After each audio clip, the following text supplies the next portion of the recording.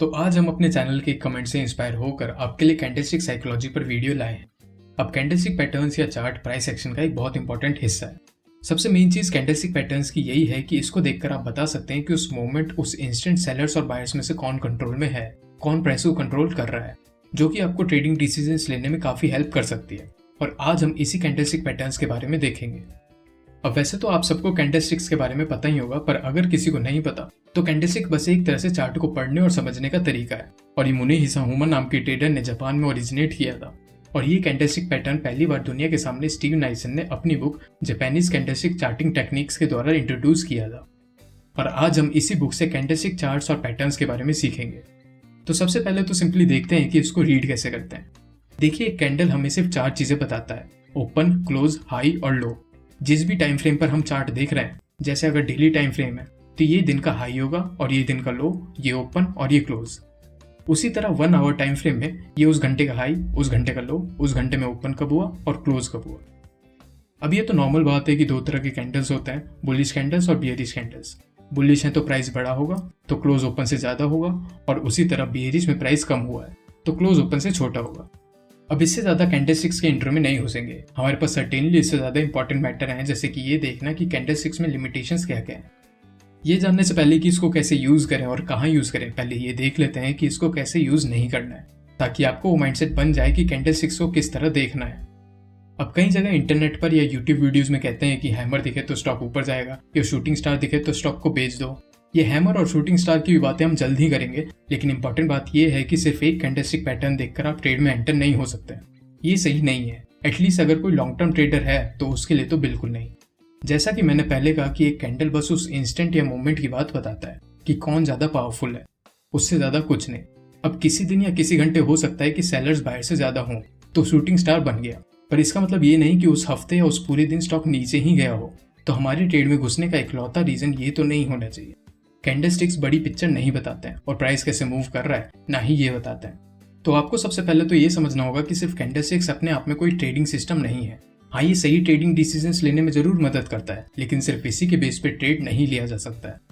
एक trading strategy में trade setup, risk management, trade management, ये सब होता है, जिसमें एंट्री कहाँ लेनी है, एग्जिट कहाँ लेनी है, ये सब पता लगना चाहिए।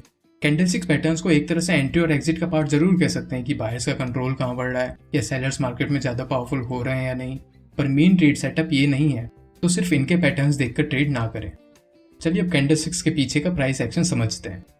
कैंडलस्टिक पैटर्न्स को अच्छे से समझने के लिए आपको बस ये एक लेसन की जरूरत है। आपको कोई भी कैंडलस्टिक पैटर्न याद करने की जरूरत नहीं है, जो कि हमने अभी तक बताया भी नहीं है। पर ये जितने भी hammer, shooting star, engulfing pattern, आपको कुछ भी मेमोराइज करने की जरूरत नहीं है, अगर आप कैंडलस्टिक के बारे में ये 3 चीज जानते हैं और समझते हैं। तो कैंडलस्टिक जैसा कि मेनली ये बताते हैं कि कौन कंट्रोल में है, बायर ज्यादा पावरफुल है या सेलर्स। तो ये चीज हमें कैंडल की बॉडी बताती है, length of the body show who is in the control. और विक्स हमें प्राइस रिजेक्शन बताते हैं, मतलब किसने प्राइस रिजेक्ट किया है। और बॉडी का विक्स से रेशियो पूरी पिक्चर दिखाते हैं। तो किसी कैंडल को समझने के लिए आपको ये सोचना होगा कि वो कैंडल आखिरकार बना कैसे होगा। देखिए, लड़ाई में बायर्स और सेलर्स दोनों हैं, पर पावरफुल कौन है अभी। तो हम देखते हैं कि आखिरकार जीता कौन। अगर कैंडल ग्रीन है तो बायर जीते, बुल्स जीते, और अगर कैंडल रेड है तो सेलर जीते, बियर्स जीते। ये नॉर्मल ऑब्जर्वेशन हो गई, लेकिन don't forget about wicks. Wicks हमें बताते हैं कि कितना स्ट्रगल हुआ है। अब इन दोनों कैंडल्स को देखें, दोनों में बॉडी ग्रीन है, जो दिखाता है कि दोनों में बायर्स ही जीते हैं। पर इसमें देखें कि विक ऊपर की तरफ ज्यादा बढ़ी है और इसमें विक नीचे की तरफ। हम इससे क्या इंप्लीकेशंस निकाल सकते हैं? अगर हम पहले में देखेंगे तो प्राइस आखिरकार क्लोज लो के पास हुआ है, मतलब बायर्स ने कोशिश तो की प्राइस बढ़ाने की, पर सेलर्स ने प्राइस खींच के नीचे कर दिया। इसी को प्राइस रिजेक्शन कहते हैं। सेलर्स ने हायर प्राइसेस को रिजेक्ट किया है, और दूसरे में प्राइस आखिरकार क्लोज हाई के पास हुआ है, मतलब सेलर्स ने कोशिश तो की प्राइस गिराने की, लेकिन बायर्स ने खींच के प्राइस ऊपर ही रखा, हाई के पास, मतलब बायर्स ने लोअर प्राइसेस को स्ट्रॉन्ग रिजेक्शन दिया है।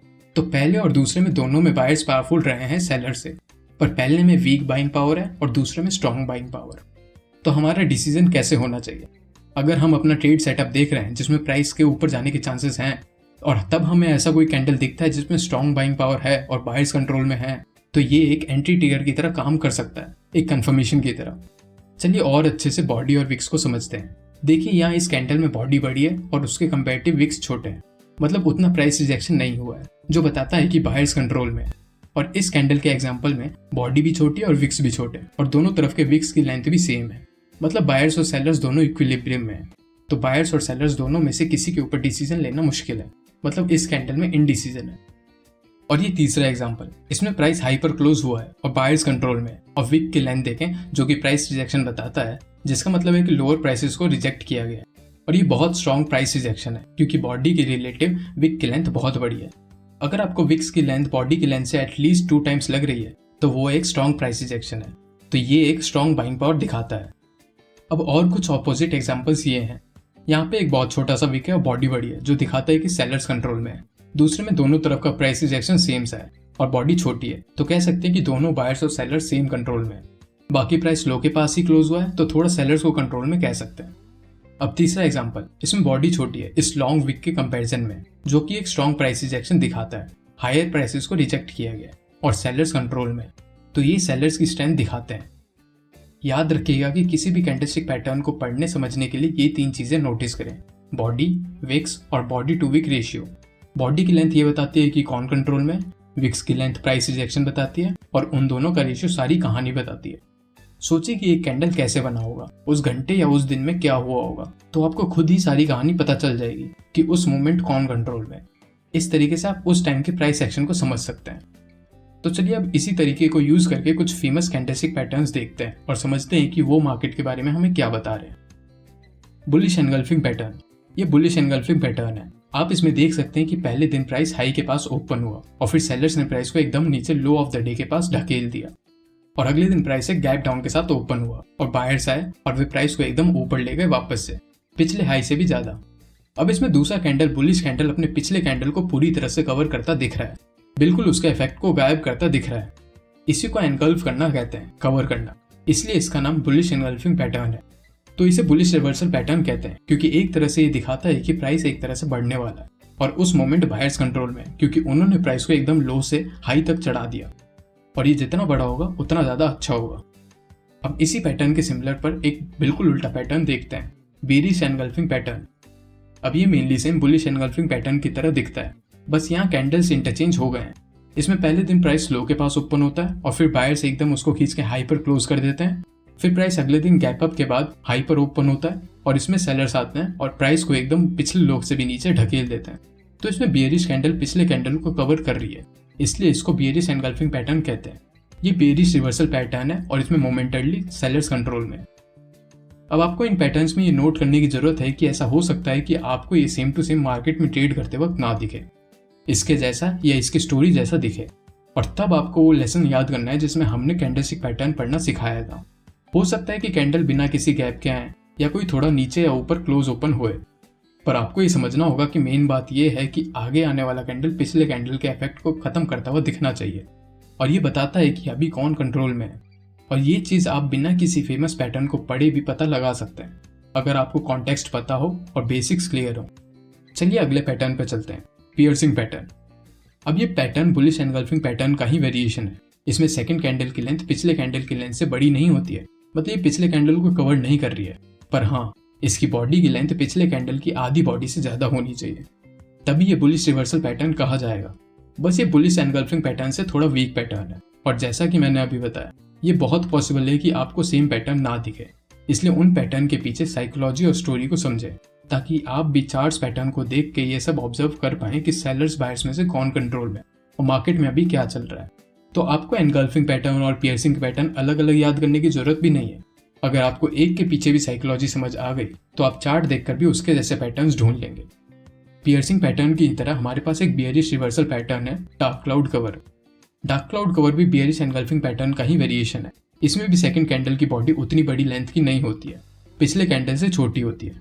तो ये भी एक बियरिश रिवर्सल पैटर्न है, secondary to bearish engulfing pattern, और सेलर सभी के लिए कंट्रोल में है। नोट करिए कि बियरिश कैंडल अपने पिछले कैंडल की आधी बॉडी से नीचे क्लोज हो रही है। चलिए अब बड़े ही फेमस पैटर्न को देखते हैं, हैमर।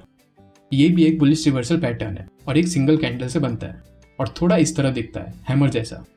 इसमें क्या होता है कि प्राइस यहाँ ओपन हुआ और सेलर्स आ गए और प्राइस को एकदम लो पर ले गए, और फिर बायर्स आए, बुल्स आए और फिर प्राइस को फिर से एकदम ऊपर ले गए और हाई पर क्लोज करवा दिया। तो इससे ये पता चलता है कि सेलर्स और बायर्स की काफी लड़ाई हुई है। सेलर्स ने शुरू में कंट्रोल लेने की कोशिश की, लेकिन बायर्स ने लास्ट में प्राइस को एकदम ऊपर पहुंचा दिया। इसमें एक स्ट्रॉन्ग प्राइस रिजेक्शन दिखता है, बायर्स लोअर प्राइसेस को रिजेक्ट करते हुए दिख रहे हैं।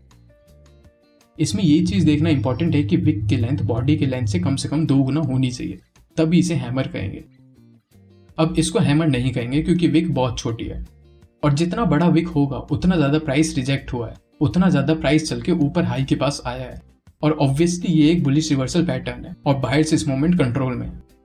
अब अगर आप एक चीज़ नोटिस करेंगे तो देखेंगे कि 1 घंटे के टाइम फ्रेम पर बुलिश एनगल्फिंग पैटर्न के दोनों कैंडल्स को जोड़ के हम 2 आवर टाइम फ्रेम पर एक हैमर बना सकते हैं।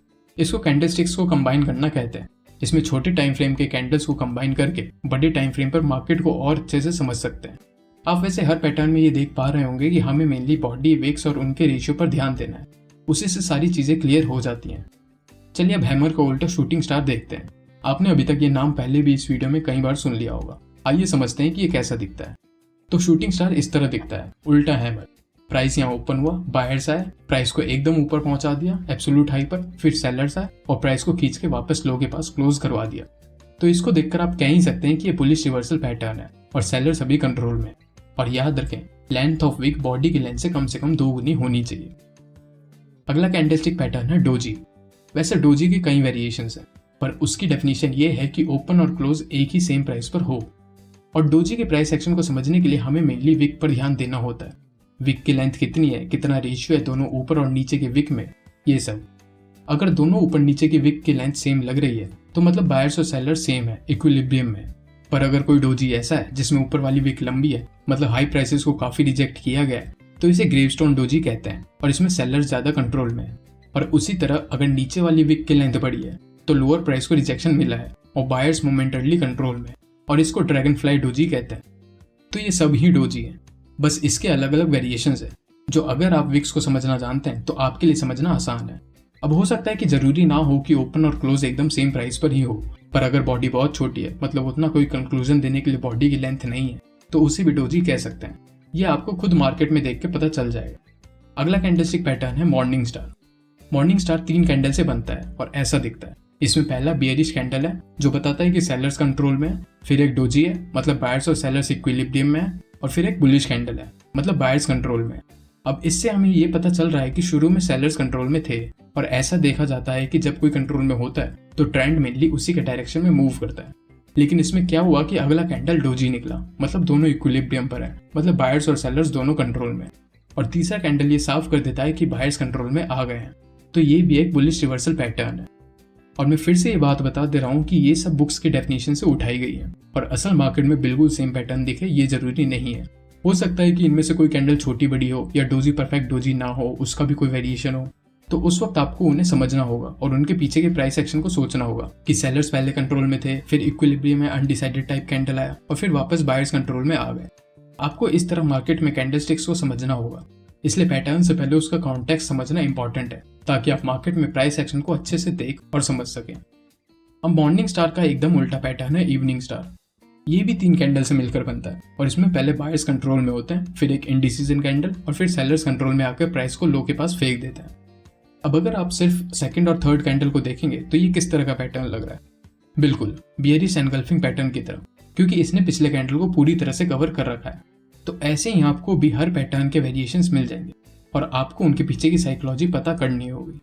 सो इवनिंग स्टार एक बियरिश रिवर्सल पैटर्न है और सेलर्स अभी मोमेंटरली कंट्रोल में है, और जितना बड़ा पैटर्न होगा उतना अच्छा। अब यही थे कुछ कैंडलस्टिक पैटर्न जो आपको कैंडलस्टिक समझने के लिए काफी है। अब बुक में ऐसे इनके 2-3 गुने और ज्यादा पैटर्न्स डिस्कस किए गए हैं। इन सब के मिक्स और कंबाइन करके भी पैटर्न्स को डिटेल में डिस्कस किया गया है, पर मेन यही थे। और अगर आपको कैंडलस्टिक्स देखकर उसका प्राइस एक्शन सोचना समझना आ गया तो आपको इन सबको याद करने की भी जरूरत नहीं है। लेकिन फिर भी अगर आपको इंटरेस्ट है और कैंडलस्टिक्स के बारे में और ज्यादा जानना चाहते हैं तो आपके लिए इससे अच्छी बुक कोई नहीं है। तो यही थे कुछ मेन इंपॉर्टेंट पॉइंट्स जो आपको कैंडलस्टिक्स के बारे में पता होना जरूरी है। याद रखें, कैंडलस्टिक पैटर्न्स को आइसोलेशन में ट्रेड ना करें, इसको बस एज ए कंफर्मेशन या एंट्री ट्रिगर की तरह देखें और मार्केट में क्या चल रहा है ये समझने के रूप में। और याद रखिए कि किसी भी कैंडल या पैटर्न को समझने के लिए आपको बस 3 चीजों पर ध्यान देना चाहिए, बॉडी, विक्स और बॉडी टू विक रेशियो। और किसी पैटर्न को समझने के लिए उसके पीछे के प्राइस एक्शन को सोचें कि वो कैसे बना होगा। तो यही थी आज के लिए वीडियो। कैसी लगी आपको ये वीडियो हमें कमेंट करके जरूर बताएं, और अगर आपको ये पसंद आई तो इसे लाइक करें और शेयर करें। और ऐसी ही ट्रेडिंग, इन्वेस्टिंग और पर्सनल फाइनेंस रिलेटेड कंटेंट के लिए हमारे चैनल को सब्सक्राइब करें। देखने के लिए धन्यवाद।